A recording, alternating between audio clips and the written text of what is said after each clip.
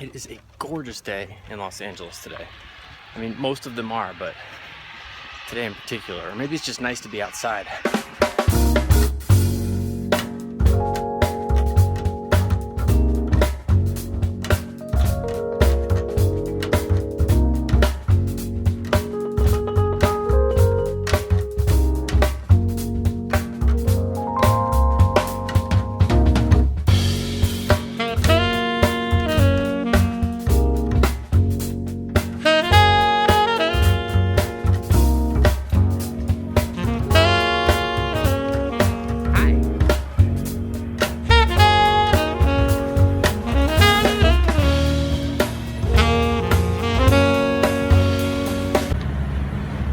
That is a very serious face, Mr. Hudson.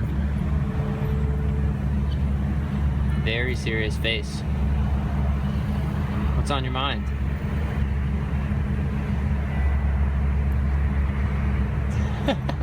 All right, dude, let's get you home.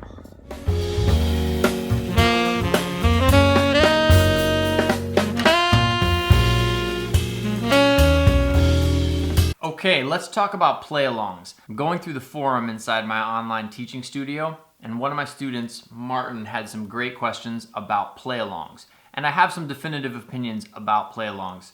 Let me get to the questions. Hey Bob, I know you've spoken about the negative aspects of play-alongs here and there.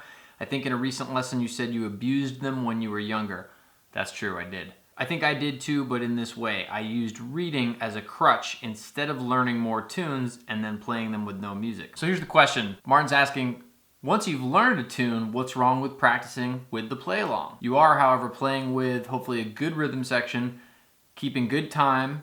You are hearing changes, working on intonation, and practicing your memorized tune. Let's go over each one of these things one by one.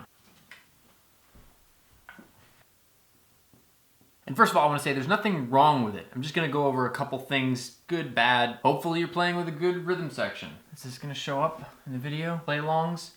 Abuse, misuse. When I was younger, I used Aebersold, Jamie Aebersold play-alongs. I don't want to poop on anybody's play-along. Here's the problem with play-alongs. Like, they serve a purpose. They're great. I am so glad I had them. It's honestly a big part of how I learned to play. My buddy Juan and I would spend hours and hours and hours on the weekends jamming to play-alongs. But what Martin's referring to and what I've talked about with my students and clinics, my misuse and my abuse of play-alongs was that I used them as a crutch rather than really learning the harmony of tunes, really learning important details about the chord changes. As long as there was a play-along in the background, I could ear my way through it. The problem is that if you turn the play-along off, or there's no band backing me up and you say, hey Bob, play that same tune again, I don't know it. I know how to react to it when there's that nice musical wallpaper behind me. But I do not know the skeleton, the structure, the framework of the tune unless I do the hard work, the due diligence, so to speak, to learn that tune the correct way. All right, let's talk about the next thing here. After all, you're playing with a good rhythm section. Good rhythm section. Maybe. Now the Aebersolds, famously, he got real jazz musicians to make them. They're not a computer, they're real guys, and they tended to be really, really good players. But what if you're using just like one of these janky ones that you find on YouTube that's basically created by Band in a Box? You'd be better off to just find a tune on a record that somebody recorded, and like, rather than playing along with some Band in a Box internet play along type thing that's computerized and it's not a human feel, go play along with that same tune on an Oscar Peterson record. Hopefully with a good rhythm section, keeping good time. Good rhythm section. Now here I gotta question this, because even if the rhythm section is good, like they're a real rhythm section and whatnot, some of those Aebersolds, at least the earlier ones, man, they rush like crazy. Or you have like a computerized perfect one that is so sterile it has no humanity to it. So I don't know. Good time, you want to have the time. Again, you don't want to be reliant upon a rhythm section. You should have the time. You are the rhythm section, no matter what instrument you're playing, but especially if you're playing a saxophone, trumpet, single line instrument, you want to be learning how to be the rhythm section. Hearing changes. Maybe you're hearing changes. It's true. You are hearing changes. You're hearing them pass by. But again, I just don't know how much you're going to retain when you're letting the band articulate the changes for you. Because see, as the saxophonist playing over the top of them, you're liable to do things that don't require you to sort of fess up to or own those changes the same way you would if you were playing all by yourself. At least I know I didn't, or I wouldn't. This is sloppy, but this is working on intonation. Maybe you're working on intonation. I bet you're just having fun playing along. I don't know how focused you're going to be practicing your memorized tune. Let me say something about this.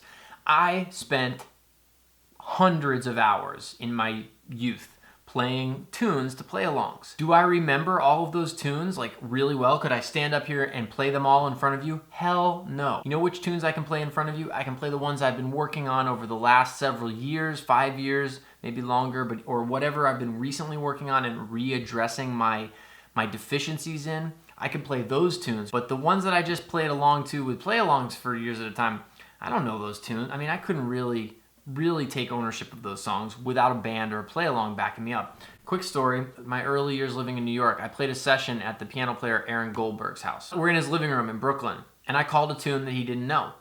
And he said, I don't know the tune. I said, oh, well, let's play something else. He goes, no, let's play that tune. I'll learn it. So he got out his real book and had it on his piano, and we started to play the song, and he's reading it, you know? And as soon as we got to the end of the first chorus, he flipped the page over. And I was thinking to myself, why is he doing that? We're not moving on to the next song. Well, he was doing that to get off the page as fast as possible and get that song into his head. Because the minute, as long as you're looking at it, your eyes are doing the information is coming to you visually, and your eyes and your brain are making a certain kind of connection, and they're kind of pushing your ears and maybe your muscles aside. So what Aaron was doing is by turning that piece of paper over, he was transferring the knowledge from visual to oral and having to make associations, quickly about what he just learned and retain it and apply it. And that's the key to remembering it.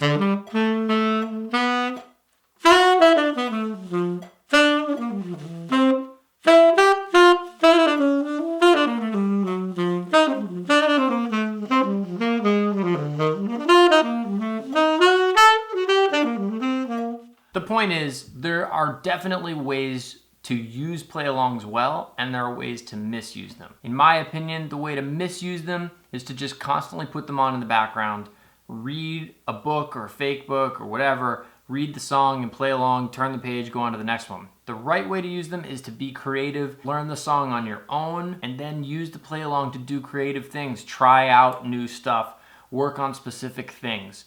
But don't use it as a crutch for learning tunes. And hey, it's just my opinion. Just my opinion.